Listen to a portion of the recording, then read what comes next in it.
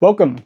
So in today's video, we're going to be talking about another boot I feel just doesn't get talked about enough, even though it's a fantastic boot and still a current model. And that boot in question is the Under Armour Shadow 3 Elite. So this is a fantastic boot from Under Armour. I'll go around all the sort of different elements of the boot and what it compares to as well. But again, if you're enjoying the content, don't forget to like the video and subscribe to the channel for more videos. But getting into the boot, so what we have here, so this is Under Armour's IntelliKnit upper. So it's a full knit upper featuring this sort of ribbed texturing all the way from the front to the back of the boot. And you can sort of see in the dark blue navy sections, that's all the exposed knit. And then the white sort of triangular patterning that we have running through the forefoot and also around the heel has that sort of silicone finish to it. So that's there sort of to provide a little bit more structure, a little bit of durability as well, just so you're not, stressing the knit in such these high contact areas. Plus, it sort of adds to the design of the boot. But that also leaves this midfoot section all the way across the top of the boot and around to the other side, exposed, allowing the knit to sort of move and stretch with the shape of your foot. So it's really nice, still offers excellent lockdown, even though they haven't done the silicone coating all the way around. And we'll sort of get through a bit more of that, the way this boot feels. And then we've got this sort of carried over sort of carbon fiber sole plate with this really, I guess, unusual stud pattern. But I just wanted to point something out with the stud pattern too, because I don't actually think it's as weird as what some people think it is, just off, a first glance, because it is a bit odd, but I'll compare that as well. But I guess with the Under Armour boots, I've never sort of been afraid of giving them a go. They haven't had some great ones, but I also was brave enough to try these boots that absolutely cooked now. Wouldn't even try to wear them, but this is the Under Armour Blur Carbon 3s. Fantastic speed boot from Under Armour. Were awesome back in the day. If you know what they are, you'll know how cool these are. Absolutely dead now. So when I got to try the Shadow 2, after a lot of people sort of recommending them, I was really pleased to sort of, feel and see that Under Armour had, recaptured a little bit of that, speed boot magic and really actually making a competitive speed boot. And obviously in the era we're in at the moment, there's so many options that this boot has to compete against. Well, this boot now, but even with the Shadow 2, just a quick run through of this boot. So also a full knitted upper with that IntelliKnit upper. And again, with the sort of silicone pieces covering certain aspects of that upper. But I would say this boot is much more lockdown focused and does this really good job of sort of really hugging your foot and locking your foot in. So a really excellent boot in that respect. But I think they have they've found a nice evolution into what this boot is. And the boot that this reminded me of the most was actually another boot from Nike, which was the Nike Superfly 5. So you'll see both these boots feature fully knitted uppers, obviously fly knit on this.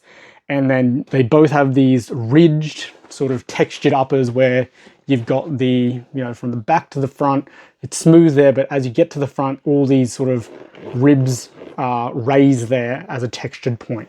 So again, this boot just got a little bit of discoloring there, but you can sort of see all of these ribs that are raised.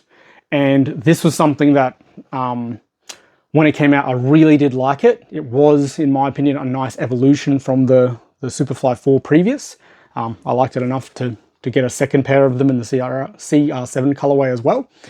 But I think people actually don't realize how closely this boot compares to this Shadow. So yes, they're both knitted. Yes, they both have ribbed texturings. But back to the sole plates.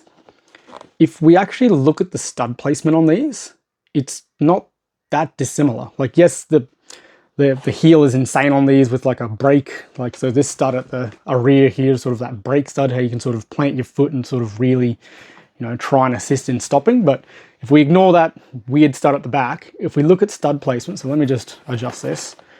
So we've got studs here, toe pick stud on each, two studs on the top, one support, and then these two studs here as well.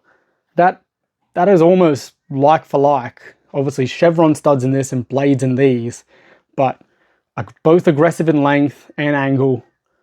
And that's why, like, some people have asked me, does it feel weird underfoot? And not at all. It's almost the same layout as what we were getting from, you know, the Superflies and Mercurial series, or Mercurial series with the Superflies and the Vapors, I should say.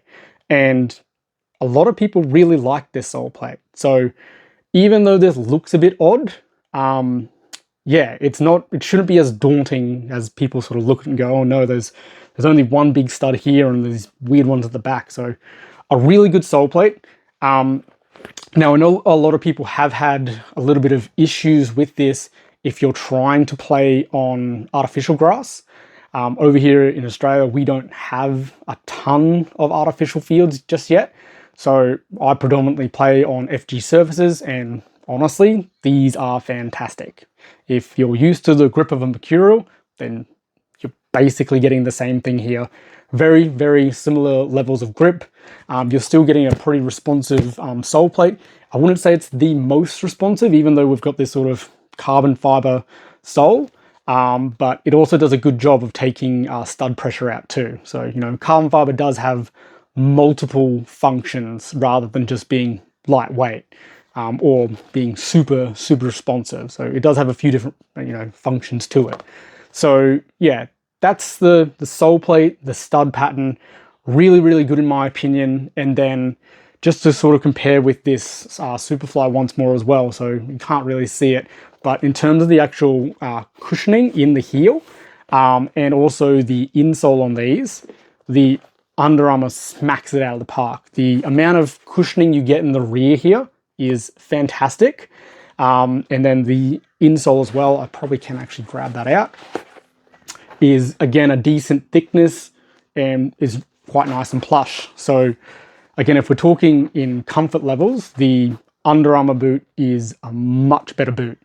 I guess one way you could look at it is everything that Nike did really well with these in terms of knitted upper, rib texturing, and an aggressive sole plate. It's sort of in 2025 with everything we know now and more modern materials being able to do this. And it's a better product overall. So yeah, it's really comfortable. You still get plenty of sort of volume in the front there without it being too big or too low. I think that's a pretty nice medium. I did get a little bit of hot spot in my heel the very first time of wearing it. And then I probably got through about an hour session before that started to sort of, you know, start to give me a blister on my heel. And then the next time I used it was in a full 90-minute game and didn't get any discomfort at all. So yeah, pretty quick to break in. You can see they're still a little bit dirty with mud and everything all over them, but yeah, a really comfortable boot. Like I said, something that I don't think gets talked about enough in terms of having a speed boot that's comfortable.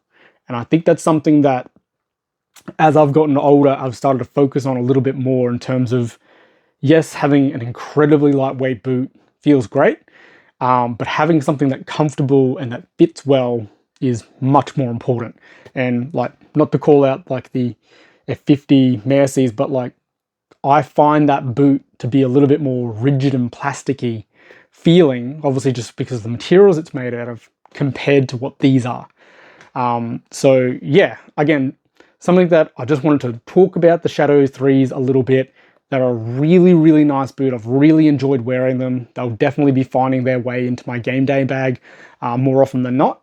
And yeah, they're something that, like I said, not enough people talk about or sort of have been wearing them.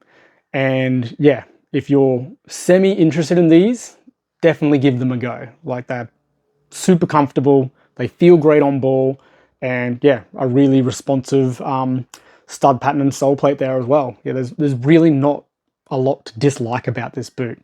And because they don't sell out crazy, you can pick them up, you know, pretty cheap with some pretty good discount codes as well. So yeah, if you have any other questions about it, feel free to comment down below on the video and I'll get back to you. I'm sure Footloose Boots will be watching this and be commenting down there because he loves this boot. And if you do actually want to know and see a bit more content on the Shadow 3 or any of the Shadow boots, go and have a look at Footloose Boots. He is a Under Armour Shadow maniac and loves this boot and knows sort of all the ins and outs of this. But he was sort of one of my main drives of being so interested in this. And yeah, I was very glad I listened to him because it's an absolutely fantastic boot. But yeah, I hope you enjoyed the content and the video on the Shadow 3. And if you have any more questions, let me know. But otherwise, thank you for watching and I'll see you on the next one. Thank you.